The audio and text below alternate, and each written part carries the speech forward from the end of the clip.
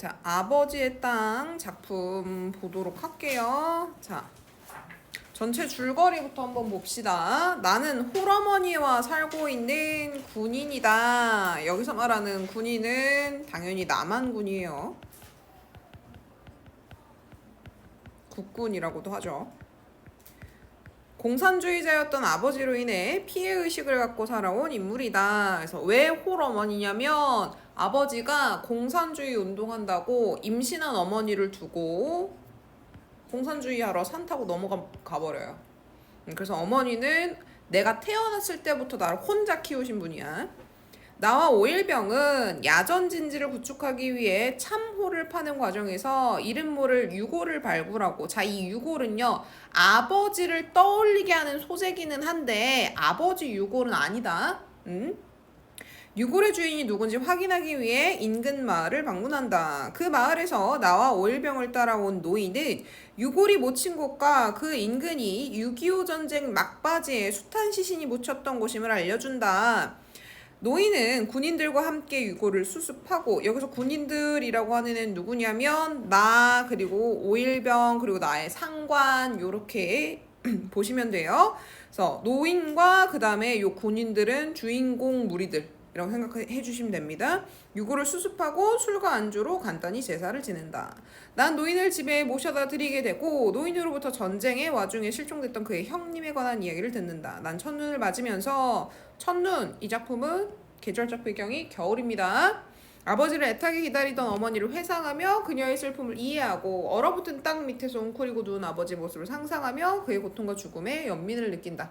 자, 이런 소설인데, 자, 여기서 포인트 봐봐. 아버지로 인해 피해의식을 갖고 살아왔던 인물이 작품 마지막에는 아버지의 모습을 상상하면서 연민을 느껴. 감정 변화가 일어나거든. 근데 이때 이 인물의 감정 변화를 일으키게 한 소재가 뭐냐면 이 유골입니다.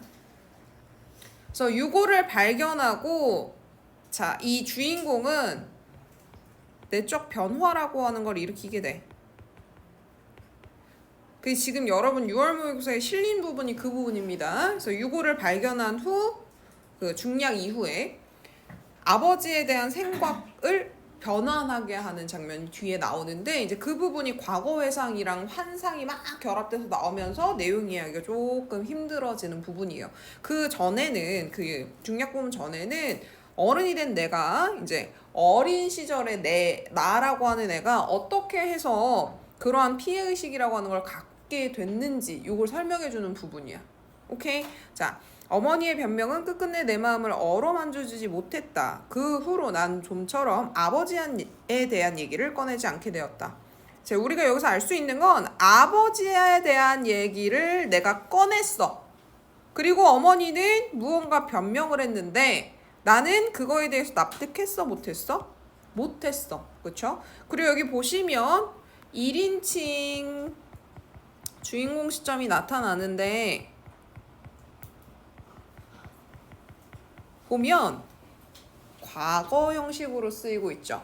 그치? 그래서 이 부분 같은 경우는 어른이 되었던 서술자가 어린 시절에 내가 왜 그렇게 기운이 없고 눈치를 보는 아이가 되었는지에 대해서 회상하면서 서술해주고 있는 부분들이야.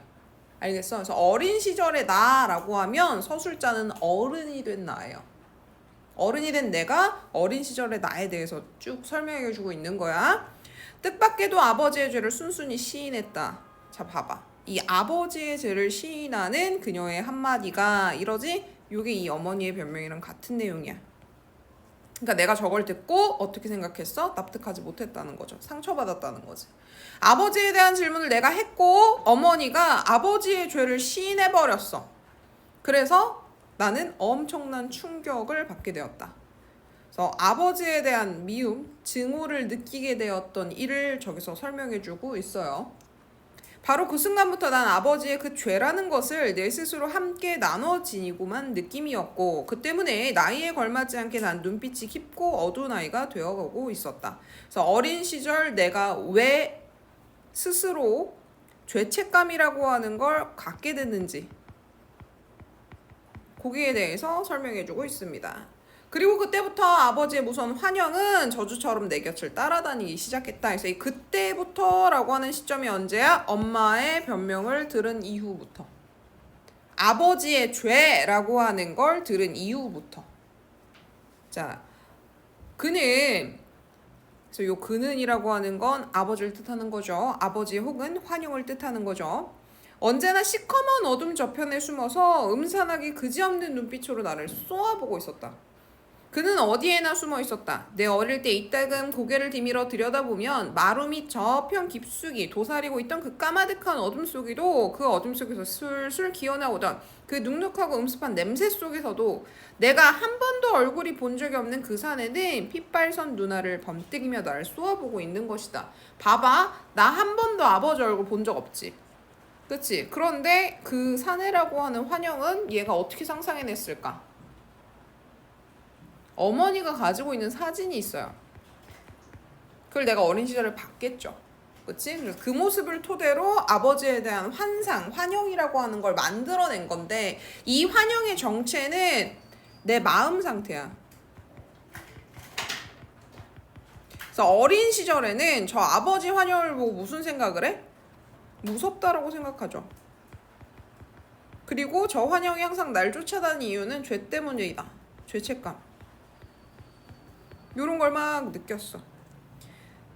그러니까 나는 그 환영이 나를 쏘아보고 있다라고 생각을 하죠. 오케이? 그래서 이거는 그 사내라고 하는 존재에서 아버지와 나와의 갈등이 아니야. 아버지는 이미 죽었단 말이야. 결과적으로 여기 나타나는 이 사내와 나 사이에 느껴지는 저 감정의 골이라고 하는 건 내가 스스로 만들어내고 있는 거야.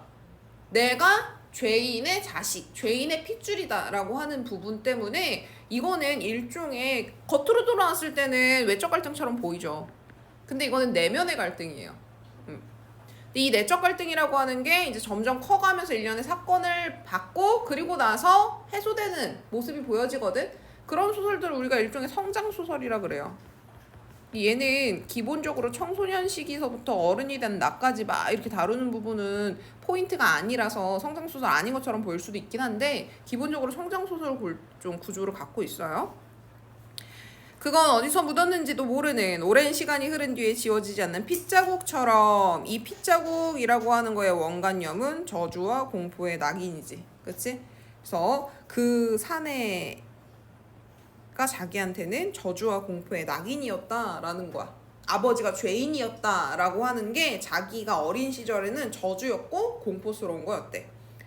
그리고 그 낙인을 가슴에 지닌 채 난 끝끝내 나를 휘감고 있는 어떤 엄청난 죄악감과 불길한 느낌으로부터 영영 벗어날 수가 없었다. 자, 여기서 드러나는 건 나라고 하는 사람의 안타까운 상황이 드러나죠. 근데 그게 이 작품 전체를 이제 보게 되면 노인이라고 하는 사람도 형을 잃거든. 그래서 이 부분은 가족의 비극이라고 하는 걸 보여줌으로써 그때 당시 우리 민족이 다 겪고 있었던 비극이라고 하는 걸 보여주고 있는 거야. 그래서 일반적으로 우리 민족이라면 갖고 있는 비극적인 요소를 한 가족을 가지고 예시를 들어서 설명해주고 있는 소설이에요. 나와 부대원들은 시간이 흘러서 우리가 군대에 갔겠죠. 주인공이 커서 군대에 갔겠지. 훈련에 대비해 참호를 파다 발견한 유해를 인근 마을 노인과 함께 수습해 매장하는 일을 행하게 됩니다. 그래서 근데 죄악감은 뭔지. 죄악감이 뭔지. 죄책감. 근데 죄책감을 왜 벗어나지 못해요? 이렇게 생각하시면 돼요. 아버지가 공산당 빨치산이거든. 그래서 산으로 도망간단 말이야. 그치? 그리고 나서 본인이 살고 있는 지역은 아까 국군으로 갔으니까 남한이겠죠. 그치? 그러니까 얘는 어린 시절부터 공산당이라고 하는 존재에 대해서 얼마나 부정적인 시각을 갖고 살았겠어. 나는 어린 시절에 아버지가 없는 아들로만 알고 있었고 아버지가 어디서 어떻게 죽었는지 무슨 행동을 했는지 모른단 말이야. 근데 어머니한테 질문을 한 이후부터 아버지는 공산당원이었고 공산당 일을 하겠다고 산으로 가버렸다는 얘기를 들어. 어떤 죄를 졌는지 듣는단 말이야. 그러니까 자기가 어린 시절부터 공산당 정말 싫어, 무서운 존재야, 우리를 괴롭히던 존재야 라고 생각했는데 자기가 공산당원의 핏줄인 거야. 오케이? 응. 그러니까 그거에 대한 죄책감이죠. 자, 요 부분. 그래서 요거 때문에 뭐 하기 시작한다? 아버지에 대한 생각을 바꾸기 시작한다. 그래서 단지 그 전에 어린 시절에는 내 고통이 더 심하고 내 불안함이 더 심하니까 아빠가 밉죠. 무섭고. 아빠는 그냥 공산당원인 거야. 내 아빠가 아니라 빨치산인 거야. 그러니까 얼마나 무서웠겠어. 근데 요 사건을 계기로 아버지에 대해서 이해하기 시작해요. 그래서 아버지를 이해하게 되는 계기, 그리고 아버지에 대한 나의 태도가 변하게 되는 계기다. 요 유해의 모습이 특히나 내가 아버지에 대한 생각을 바꾸게 되는 계기가 되는데, 그전에는 되게 아버지는 음습하고 그 다음에 막 이렇게 어딘가 항상 숨어있고 어둠 속에 있고 나를 괴롭히고 죄책감을 주게 하는 존재였다. 근데 이 유해의 모습이 굉장히 안타깝고 불쌍해. 그래서 그 모습을 보고 난 다음에 내가 무슨 생각을 하기 시작하냐면, 아, 우리 아버지도 어딘가 저렇게 묻혀있겠구나. 그래서 너무 불쌍하다. 이렇게 가는 거야. 두개골과 다리뼈를 꼼꼼히 문질러 닦은 뒤 노인은 몸통뼈에 묶인 줄을 풀어내기 시작했다. 이 부분. 완강하게 묶인 매듭은 마침내 노인 손에서 풀리어졌다. 봐봐. 시체에 줄이 묶여 있어. 이거 무슨 얘기일까? 너는 사람 죽었어. 죽은 시체에다 줄 묶어? 그럼 이건 살아있을 때 묶었다는 소리야. 그쵸? 그럼 줄로 포박해놓고 아무것도 저항하지 못하고 움직이지 못하는 상황인데 죽였다는 얘기겠죠. 완강하게 묶인 매듭은 마침내 노인 손끝에서 풀려졌다. 그래서 봐봐, 이 줄이 노인이라고 하는 인물에 의해서 풀려져. 이거 되게 상징적인 장면이야. 그럼 이 줄은 뭘 얘기하는 거냐면 남과 북 이념 대립의 상징이야. 그래서 남한군이 공산당원을 붙잡았을 때 줄로 꽁꽁 묶어. 못 움직이고 저항 못하지? 그 상황에서 총으로 쏴 죽인단 말이야. 응? 그러면 이거는 이념과 그런 사상의 대립, 갈등을 보여주는 소재거든? 그런데 그걸 노인이 어떻게 해? 이 시기가 와서 풀어버린다고. 그럼 이 소설에서 얘기하고자 하는 건 뭐냐면 그 6.25 전쟁으로 드러나는 남과 북의 갈등과 대립이라고 하는 것이 휴머니즘, 인류에 의해서 해결될 가능성이 있다. 이걸 보여주는 거야. 그래서 실제로 이 작품의 주인공인 나라고 하는 인물도 아버지에 대한 생각이 전환되죠. 그러니까 이 소설을 쓴 작가는 뭘 노리고 있는 거야? 우리가 머릿속으로 갖고 있는 그 북한에 대한 거부감이라던가 혹은 아니면 이유 없고 뭐 이름 모를 공포감이라던가 이런 것은 시대가 흐른 뒤 휴머니즘이라고 하는 인류애적인 면모로 접근했을 때 충분히 해결 가능한 문제다. 갈등을 풀어낼 수 있다. 이런 거 얘기하고 있는 거죠. 그래서 요 노인은 저 줄을 풀어주는 존재이기 때문에 인류의 휴머니즘을 드러내주는 인물이다. 이렇게 볼 수 있어요. 그래서 몸통뼈에 묶인 줄은 전쟁의 고통, 아픔, 인연 갈등으로 인해 나타난 결과 이렇게 생각하면 돼. 서로에 대한 대립 이런 거. 그리고 완강하게 묶인 매듭이 어떻게 됐다? 풀려졌다. 동족상잔의 비극과 아픔이 해소될 가능성이 있다. 라고 하는 거 보여주는 장면이다. 자, 금방이라도 찔꺽찔꺽 쇠소리를 낼 듯한 철사줄은, 자, 이 줄의 정체가요, 그냥 밧줄도 아니고 철사로 된 줄이야. 싱싱하게 살아있었다. 살을 녹이고 뼈까지도 녹슬게 만든 그 오랜 시간과 땅 밑의 어둠을 끝끝내 견뎌내고 그렇듯 시퍼렇게 되살아나오는 그것의 놀라운 끈질김과 냉혹성이 언뜻 소름 끼치도록 무서움증을 느끼게 했다.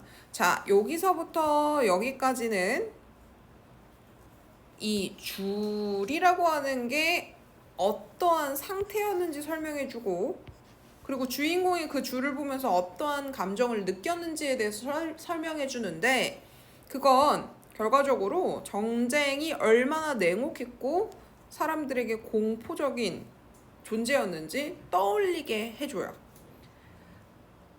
자, 봐봐. 이 줄은 철사줄이기 때문에 지금 뼈만 남은 시체에서도 하나도 손상되지 않고 그대로 올라와. 그럼 결국 무슨 얘기냐면 전쟁이라고 하는 것이 주는 냉혹함과 공포라고 하는 건 시간이 지난 후에도 해결이 돼? 안 돼? 안 돼. 근데 그걸 해결할 수 있는 유일한 해결책이 뭐야? 휴머니즘. 이렇게 가는 거겠지. 자, 찔꺽찔꺽해서 청각적 심상 자극해주는 음성상징어가 나오는데 이러한 심상을 자극하면 철사줄이라고 하는 존재에 대해서 더 공포스럽고 냉혹하게 느껴지게 돼. 그 다음에 보세요. 싱싱하게 살아있었다. 화류법 갖다 써놨죠. 철사줄이라고 하는 애가 청각적 심상을 막 자극하면서 싱싱하게 살아있다라고 표현을 해놓으면 우리는 그 철사줄이라고 하는 존재에 대한 거부감이 더 커진단 말이야. 살을 녹이고 뼈까지도 녹슬게 만들었어. 그런데 얘만 살아있다고. 시퍼렇게 시각적 심상까지 자극하죠. 그래서 소름 끼치도록 무서웠대. 전쟁의 비극성이 드러나는 소재가 저 철사줄이야. 같은 민족인데 철사로 꽁꽁 묶어놓은 다음에 저항하지 못한 상태에서 상대방을 죽이고 그냥 땅에 매장해버린 거란 말이야. 그쵸? 근데 그걸 보고 나라고 하는 인물이 어떤 감정을 느꼈는지. 응? 아버지가 그만큼 싫고 무서웠는데 내 아버지도 저런 꼴을 당해서 땅 밑에 저렇게 묻혀있다라 그러면 아버지가 믿겠니? 아니야. 아버지라고 하는 존재도 피해자구나 이런 생각이 든단 말이야. 그럼 그때 당시에 전쟁을 일으킨 무언가 대립적인 요소에 대한 미움이 더 커지겠죠. 그래서 노인은 손목과 팔에 묶인 결박까지 마저 풀어낸 다음 허리를 펴고 일어서더니 줄묶음을 들고 저만치 걸어나갔다. 그가 허공을 향해 그것을 멀리 내던지는 순간, 여기서 그것이라고 하는 건 철사줄이지. 철사줄은 뭐라고? 전쟁의 고통과 아픔을 상징하는 거. 그쵸? 그걸 저 노인이 탁 하고 던졌어. 그러니까 인류적인 면모로 저게 어느 정도는 해결이 되고 있는 가능성을 던져주고 있죠. 그랬더니 그걸 딱 보면서 내가 누가 생각났어? 어머니가 생각이 탁 난 거야. 그래서 어머니의 가녀린 목줄기와 그녀가 아침마다 소반 위에 떠서 올리고 나던 하얀 물사발이 눈앞에 떠올랐다 쓰러져 버리는 것이었다. 쓰러져 버리는 것이었다. 자, 저게 딱 내던지는 순간 내 머릿속에 떠오른 게 뭐냐면 어머니가 맨날 물사발에 물 떠다 놓고 기도하는 모습이 아침마다. 여기서 어머니가 물사발을 왜 떠다 놨을까? 아버지의 무사귀환을 바라는 마음으로 떠났겠지. 그치? 그러니까 즉 무슨 얘기야? 요 철사줄을 내던지는 순간 어머니의 그 모습이 딱 떠오르면서 나라고 하는 존재한테 아버지에 대한 생각이 전환되기 시작하는 거야. 아버지에 대한 생각이. 사실 우리 아버지도 피해자구나. 어머니가 아버지를 기다리던 그 심정이 이해가 가기 시작하는 거야. 어렸을 때 아버지는 공산당이고 나한테 괴물 같은 존재야. 근데 엄마는 여전히 아버지를 뭔가 기다리고 있어. 그럼 내 어린 마음에 어머니의 그런 태도가 마음에 들었겠니? 안 들었을 거야. 근데 지금 와서 저런 상을 보니까 철사줄에 묶여있는 시체를 보니까 아버지가 불쌍해지기 시작해. 그치? 아버지도 힘이 없는 피해자였을 수 있겠다. 그러면서 어머니가 아버지를 기다리는 모습이 탁 하고 떠올라. 그럼 결과적으로 아버지는 가해자가 아니라 피해자야. 어머니도 마찬가지고. 그래서 자, 이 부분 보시면 유해를 수습하는 노인의 모습을 바라보면서 아버지가 무사히 돌아오기 기원하던 어머니의 모습을 탁 떠올리고요. 그래서 나는 담배를 피워옵니다. 멀리 메마른 초겨울의 야산이 헐벗은 등을 까내놓고 죽은 듯이 엎드려 있었다. 자, 이게 아버지가 묻혀있는 땅의 모습일 거야 라는 생각이 들겠지. 그치? 그래서 아버지도 저 시체처럼 어딘가 이런 야산 추운 겨울산 밑에 파묻혀 있을 거야 이런 생각이 들겠죠. 그래서 요 부분이 사실 이 작품의 제목인 아버지의 땅이라고 하는 걸로 연결이 되는 거거든. 야산이 헐벗은 등을 까내놨다 의인법이죠. 그리고 죽은 듯이 엎드려 있었다. 그래서 엎드려 있었다라고 하는 건 야산을 의인화시키거나 화류시켜놓은 모습이고, 의인화되고 화류된 애를 다시 한번 죽은 것만 같았다 직유시켜놓고 있는 거고. 그래서 고요한 분위기를 형성시켜주고 있어. 그리고 초겨울에 메말랐다 이렇게 돼 있지. 그러니까 저 철사줄에 묶여있는 시체가 안식이라고 하는 걸 취할 수 있었겠어? 저기서? 못했겠죠. 사위는 온통, 사위는 동서남북 사방위를 얘기합니다.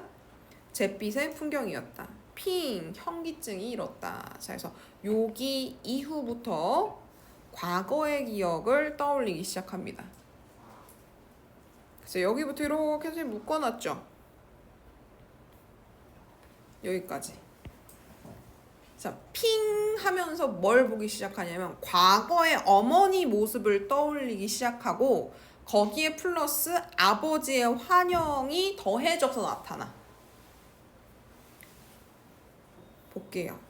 뭔가 지금 얘가 그 사건으로 인해서 내적인 변화가 일어나고 있어. 그래서 그게 지금 여기에 현기증이 탁 일어나고 보이는 장면으로 설명이 되기 시작합니다. 광주리를 머리에 이은 어머니. 그래서 내가 어린 시절부터 어머니를 봤을 때 엄마는 항상 머리에 뭘 이고 있었어. 뭘 이고 있다는 소리는 저걸 가지고 시장 같은 데 판매하러 갔다는 소리거든. 그러면 어린 시절 어머니는 내 기억 속에 뭐냐면 항상 아버지가 없기 때문에 우리 집안의 생계를 유지하는 가장의 모습으로 등장을 하고 있는 거야. 오케이? 광주리를 인 어머니 같은 경우는 뭘 얘기한다? 아버지가 없어서 생계를 책임져야 되는 가장으로서의 어머니. 그래서 이렇게 나타나요. 모래밭을 걸어오고 있었다. 돌돌거리며 흐르는 물소리를 거슬러 강변 모래밭을 어머니가 혼자 저만 채서 다가오고 있었다. 자, 이 모래밭 나왔다고 주변이 바다라고 하시면 안 됩니다. 강 주변에 모래밭이라고 되어 있죠. 그치? 모래밭은 하얗게 햇살을 되받아 쏘며 은빛으로 반짝였다. 허리띠를 질끈 동인 어머니의 치맛자락이 흐느적거리며 바람결에 흔들리고 있었다. 나는 햇살에 부신 눈을 가늘게 오므리고 줄곧 그녀를 지켜보고 있었다. 이거는 핑 현기증 돌고 내 눈에 보이는 거기 때문에 그냥 과거 회상이에요. 어린 시절에 내가 어머니 모습을 봤던 걸 지금 큰 내가 떠올리고 있는 거야.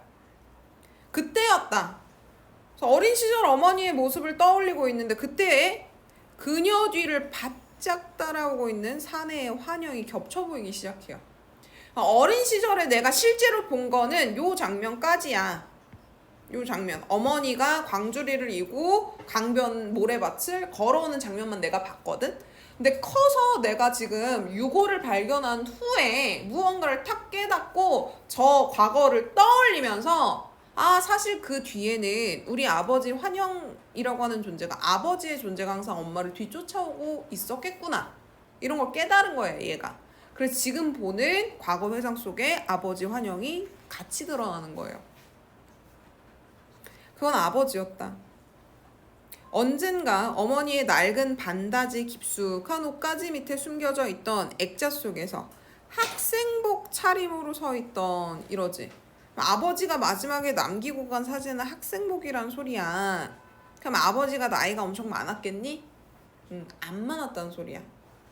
저 시대에 아이를 막 임신한 부부라 그러면 20대야 20대. 20대 초중반 뭐 이때일 거란 말이야. 되게 어린 시절의 아버지야. 그리고 봐, 학생복 차림으로 서 있던 그대로 그건 영락없는 그 사내였다 이러거든. 그러면 어머니 광주리인 모습 뒤로 쫓아오는 아버지의 환영은 어떤 모습일까? 학생복 차림의 젊은 아버지가 쫓아오고 있는 거야. 그 20대 초반, 나랑 비슷한 나이대의 모습인 애가 쫓아오고 있는 거야. 그러면 이제 내가 그 나이가 됐잖아. 내가 그 군복을 입은 나이면 20대 초반일 거 아니야. 그치? 내가 그 나이가 되고 나서 아버지의 그 환영이 쫓아오는 걸 보니까 아빠가 그때는, 어렸을 때는 되게 크고 무섭고 도대체 왜 그랬을까? 우리를 보호해줬어야 되는데 왜 그랬을까라는 존재였다면 지금은 나랑 동등한 입장이 된 거야. 그러고 나서 보니까 너무 불쌍한 거지. 자, 남편을 잊지 못하고 그리워한 어머니의 모습이 드러난다. 자, 이건 무슨 얘기냐면 봐. 아빠는 공산당원이어서 도망가서 빨치산이었어. 그러한 아빠랑 엄마는 부부였단 말이야. 그럼 그 마을에서 어머니에 대한 시선이 어땠겠어? 저건 빨갱이 부인이었을 거 아니야. 그런 사람이 아버지 사진 대놓고 꺼내서 볼 수 있었을까? 못 보지. 그러니까 난 빨갱이랑 전혀 연관이 없어요 라는 걸 보여줘야 되기 때문에 아버지 사진은 집안에 아무도 없어야 돼. 있으면 큰일 나. 그럼에도 불구하고 엄마는 아빠를 그리워했기 때문에 사진 버릴 수 있어, 없어? 없어. 그래서 반다지 깊숙한 옷 밑에 숨겨놓는다고. 근데 그렇게 숨겨놓은 애가 그리우니까 몰래 꺼내본 거야. 그 모습을 내가 어린 시절에 봤을 때 이해를 못하지. 그치? 이해가 전혀 안 되지. 저게 뭔지도 모르고. 근데 커서 생각해보니까 그건 뭐야? 아, 엄마는 아버지를 너무너무 좋아했고 너무너무 그리워했고 그때까지 기다리고 있었구나, 이런 생각이 들겠죠. 그래서 내가 본 액자 속 모습을 토대로 아버지 환영을 떠올렸기 때문에 젊은 아버지, 나랑 비슷한 나이 때 아버지가 엄마를 뒤쫓아오는 장면이 내 눈에 막 보이는 거야. 오케이? 나를 어머니의 뱃속에 남겨놓은 채 어느 바람이 몹시 부는 날 밤 산길을 타고 지리산인가 어디로 황황히 떠나가 버렸다는 사내. 좌익 활동하기 위해서 집을 떠나간 겁니다. 그리고 그때 나는 태어나기도 전이야. 난 아버지의 실물을 한 번도 본 적이 없어요. 창백해 보이는 뺨에 마른 몸집의 그 사내가 어머니와 함께 걸어오고 있는 것이었다. 자, 여기 아버지 환영을 묘사해 놨거든. 난 아버지를 실제로 본 적이 없죠. 사진을 토대로 아버지를 떠올렸는데 잘 먹고 잘 사는 젊은 아버지의 모습이야? 아니거든. 창백해 보이고 말라 보여. 그러면 이건 내가 지금 유고를 본 다음에 떠올리는 아버지 환영이죠. 굉장히 앞에서는 어린 시절엔 뭐라 그랬냐면 무섭다 그래. 핏발선 눈알. 그치? 근데 지금은 커서 보니까 어떻게 돼? 저걸 다 시체를 보고 나서 보니까 창백해 보이고 마른 몸짓을 가지고 있대. 아버지에 대한 생각이 바뀐 거예요. 그래서 내가 생각하는 아버지의 모습, 환영이 바뀌는 거고. 그래서 내 상상 속에서 아버지 모습을 통해 아버지의 고생스러웠던 삶을 짐작할 수 있다. 실제 아버지의 삶이 고생스러웠냐? 뭐 그건 모르겠고 내가 생각했을 때 아버지 삶이 고생스러웠겠구나. 이제 이해하기 시작하는 건 알 수 있겠죠. 어머니와 함께 걸어오고 있는 것이었다. 놀란 눈으로 풀밭에 앉아 나는 그들을 지켜보고 있었다. 이윽고 어머니의 눈썹과 코, 입의 윤곽과 야윈 목줄기까지 뚜렷이 드러날 만큼 가까워졌을 때 난 이제 앉아갖고 어머니를 보고 있는 거고, 뭐 앉아있든 서있든, 그죠? 저 멀리서 어머니가 걸어오는 걸 과거 모습을 토대로 떠올리고 있는 거고, 이 어머니가 나한테 닿을 듯이 가까워져 왔을 때인 거야. 그때 사내 환영은 어느 틈에 사라져버리고 없었다. 몇 번이나 눈을 비비고 봤으나 역시 마찬가지였다. 하얗게 반짝이는 모래반 위로 어머니가 찍어내는 발자국만 유령처럼 끈질기게 그녀의 발 뒤꿈치를 뒤따라오고 있을 뿐이었다. 자, 아버지의 환영이 어느 순간 엄마를 쫓아오다가 안 오지. 혼자 오지. 그러면서 여기 뒤에 모래밭 위로는 엄마의 발자국만 보이기 시작했대. 그럼 그 환영도 발자국도 남기지 않고 사라져버리는 거잖아. 그쵸? 그래서 환영처럼 아버지가 엄마를 쫓아오다가 어느 순간 탁 사라져버리거든. 그러니까 엄마는 어느 순간부터 진짜 완전히 혼자가 돼버렸던 거구나, 이런 생각하는 거겠죠. 그래서 오랜 세월 어머니가 외로운 삶을 살았구나. 그래서 아버지도 사실 불쌍한 존재고 우리 엄마는 더 불쌍한 존재였겠구나. 유구를 수습하면서 어머니에 대한 과거를 떠올리고 아버지에 대한 환영을 보죠. 자, 그리고 여기부터 다시 현실로 돌아옵니다. 여기서부터 다시 현실로 돌아와요. 우리는 관 대신에 신문지로 싼 유해를 맨 처음 그 자리에 다시 묻어줬다. 그래서 과거 회상에서 현재로 돌아오는 부분. 도토우만이 봉분을 만들고, 봉분은 이렇게 사람을 매장을 하잖아, 땅 밑에. 그러면 당연히 땅이 평평하겠죠. 그럼 여기 밑에 시체가 들어있는지 안 들어있는지도 모른단 말이야. 그래서 이 위에 봉긋하게 흙더미를 쌓아 올리는 걸 봉분이라 그래요. 떼짱이라고 하는 건 그 위에 심어놓는 잔디. 오케이? 봉분과 떼짱까지 입혀놓고 보니 엉성한 대로 형상은 갖춘 듯 싶었다. 지금 이 시신은 누가 봐도 공산당원이야. 그걸 누가 묻어주고 있어? 국군들이 묻어주고 있죠. 노인은 술을 흙에 뿌려 주었다. 그리고 자신이 먼저 한 모금 마신 다음에 잔을 돌렸다. 오일병이 노파가 준 부거를 내놓았고 덕분에 작은 술판이 벌어졌다. 음복인 셈이었다. 자, 여기 세모 쳐져 있는 소재들은 전부 어떤 거냐면 고인에 대한 예의, 정성, 인류의 휴머니즘을 의미하는 단어들이에요. 그냥 시신 수습해줬으면 끝, 이게 아니고 이 사람에 대한 애도 안타까움의 마음 표현을 정성으로 이렇게 표현해주고 있는 거야. 얌마, 이런 느닷없는 장례식도 모두 너희 두 놈들 때문이니까 한 잔씩 마셔라. 요거는 나의 상관이 하는 얘기고요. 오일병과 나가 요 두 놈입니다. 그래서 유해를 발견한 두 놈 때문에 이런 게 벌어졌으니 너도 술 한잔 마셔라. 저건 잘했다라고 하는 의미의 칭찬이야. 아우, 니네 때문에 귀찮은 일 생겼으니까 술이나 마셔. 그게 아니고 너희 덕분에 이분의 시신을 수습할 수 있었으니 지금 이뤄지고 있는 이 일은 다 너희 덕분이야. 잘한 거야. 하고 술 주는 거죠. 그래. 어쨌든 너희들은 좋은 일 했으니 천당 가도 되겠다. 소대장이 병을 기울였고 다른 녀석들도 낄낄대며 한마디씩 보탰다. 술이 가득 차오른 반합 뚜껑을 나는 두 손으로 받쳐들었다. 반합이라고 하는 게 뭐냐면 요렇게 생긴 도시락이야. 그래서 이렇게 생긴 뚜껑을 위에 이렇게 덮어놓고 다녀요. 이거 열면 밑에 반합 통이 나와. 그래서 그 반합 뚜껑을 컵처럼 쓴 거죠. 저것 봐라이. 날짐승도 때가 되면 돌아올 줄 아는 법이다. 자, 이거는 엄마가 어린 시절 한 말을 내가 지금 떠올리고 있는 거야. 간접 인용하고 있어. 직접 인용이죠. 미안. 직접 인용인데 지금 원래 직접 인용 이렇게 큰 따옴표 써줘야 되거든. 근데 그게 없어요. 인용부 없이 어머니의 말을 제시해주고 있는 직접 인용 표현입니다. 자, 봐. 이 엄마의 대사가 뭐야? 저것 봐. 날짐승, 새야, 새. 새도 때가 되면 돌아온다. 그럼 이 얘기는 무슨 얘기일까? 새도 때가 되면 돌아오니까 너희 아버지도 때가 되면 돌아올 거야에 대한 희망인 거죠. 그래서 어머니는 아버지도 언젠간 돌아올 거라고 계속 믿으면서 평생 살아왔던 거죠. 어머니가 말했다. 저만치 웬 사내가 서 있었다. 이거는 아버지에 대한 환영.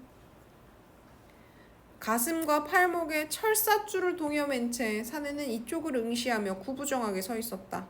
그러니까 저 시신의 모습을 보고 우리 아버지도 저런 모습이겠거니 라고 내가 생각한 거야. 그래서 가슴과 팔목에 여기랑 그 다음에 요 몸통 다 몸통 전체에 그 철사줄에 꽁꽁 동여매져 있는 사내가 이쪽을 응시하며 구부정하게 서 있죠. 쾌한이 열려있는 그 사내의 눈은 잔뜩 겁에 질려 있는 채로였다. 어린 시절 아버지의 눈은 아까 어땠어? 핏발이 서 있고 막 너무 무서웠지. 괴물 같은 눈이었으면 지금 내가 사실을 깨닫고 아버지 나이가 되자 보이는 건 잔뜩 겁에 질려 있는 모습의 아버지인 거죠. 그래서 아버지에 대한 인식이 무섭고 괴물 같은 존재였고 나를 이렇게 만들어 놓고 엄마를 고생시킨 나쁜 놈이었다면 지금 사건 이후에는 불쌍하고 안타까운 존재가 된 거야. 20대 초반에 사상 문제로 인해서 이 사람이 뭘 알았겠어. 응? 가족을 두고서 산으로 가. 있는 고생 없는 고생 다 하고 결과적으로 전쟁으로 인해서 철사줄에 꽁꽁 동여매서 자기 의지 뭐 어떠한 저항도 할 수 없는 상태에서 그냥 죽임을 당하고 저렇게 차가운 겨울산에 묻혀있는 존재. 이렇게 변해버린 거야 인식이. 총성이 울렸고 그는 허물어지듯 앞으로 꼬꾸라지고 있었다. 불현듯 시야가 뿌옇게 흐려웠다. 자, 이 부분은 별표 3개 쳐놔. 뭐 문제도 출제가 됐던 부분이긴 한데 자, 일단 여기 괄호 쳐놓은 데 한번 볼게요. 아버지에 대한 환영을 보고 있어요. 유해 수습 과정을 통해 아버지를 회상하고 아버지 역시 비참하게 죽었을 것이다 라고 생각해서 보이는 모습이야. 아빠도 철사줄에 저렇게 동여매져서 잔뜩 겁에 질려있는 상태에서 총성이 탕 울리는 순간 꼬꾸라져서 죽었겠구나. 그치? 그래서 아버지에 대한 어린 시절 증오가 이해와 연민으로 전환되고 있다. 봐. 탁 꼬꾸라지고 있었다. 했지? 요 불현듯 시야가 뿌옇게 흐려왔다는 첫 번째, 내가 아버지의 모습을 떠올리면서 흘린 눈물 때문에 뿌옇게 흐려왔다. 이렇게 해석이 가능하고, 두 번째는 아버지의 환영이 총을 방금 맞고 쓰러졌지. 그러면서 땅이 점점 내 눈앞으로 가까워져 왔을 거 아니야. 그래서 총을 맞은 아버지의 눈앞이 뿌옇게 흐려졌다의 의미로도 해석 가능해요. 그럼 봐봐. 20대 초반에 철사줄에 묶여갖고 아들이랑 아내를 두고 전쟁의 피해자로 이름도 모를 야산에 묻히게 되는, 결국 무서운 상태로 죽게 되는 그 사내의 감정이 여기서 눈물이라고 하는 건 뭐겠어? 후회, 회한. 그치? 두고 온 가족들에 대한 미안함, 보고 싶음 이런 거겠지. 왜 이렇게 되었나 이런 생각들이었을 거야. 그게 그 사람 눈물 이렇게 마지막에 흘려줬다. 이렇게도 생각 가능하고. 그래서 요 지금 별표 3개 치라고 한 부분은 내 눈물 혹은 아버지의 눈물 2개로 해석이 가능하다. 오케이? 영탄법. 그래서 이런 모든 생각이 다 끝나고 나서 자신의 감정을 탁 하고 표출시키죠. 이 아는 뭐야? 안타까움이지 뭐. 아버지는 지금 어디에 쓰러져 누워있을 것인가? 해마다 머리맡에 무성한 쑥부쟁이와 엉겅퀴꽃을 지천에 피워내며 이 쑥부쟁이와 엉겅퀴꽃이라고 하는 존재들은요 잡초야 잡초. 응? 잡초. 그러니까 이 쑥부쟁이와 엉겅퀴꽃을 지천으로 피워내며 이제 아버지는 어느 버려진 밭고랑. 그러니까 이 소재는 뭘 얘기하는 거야? 아버지의 시신이라고 하는 건 아무도 신경 쓰지 않은 상태에서 잡초들이 무성한 곳에 묻혀 있을 거다. 이런 얘기인 거야. 그러니까 이거는 아버지 시신이 야산 어딘가에 묻혀 있는 게 다른 사람들한테 전혀 관심을 못 받고 있는 상황. 이런 것들을 나타내고 있는 겁니다. 아버지는 어느 버려진 밭고랑 어느 응달진 산기슭에 무덤도 묘비도 없이 홀로 잠들어 있을 것인가. 이 부분은 서리적 표현들이 등장합니다. 그래서 전쟁에 대해서 희생되었을 아버지에 대한 연민의 태도가 드러나고 있다. 그래서 여기 누워 있을 것인가, 홀로 잠들어 있을 것인가. 이 부분은 서리법으로 보셔도 되고요. 서리적 영탄으로 보셔도 됩니다. 이해됐어? 자, 그럼 여기까지 아버지의 땅 봤는데 질문 있어?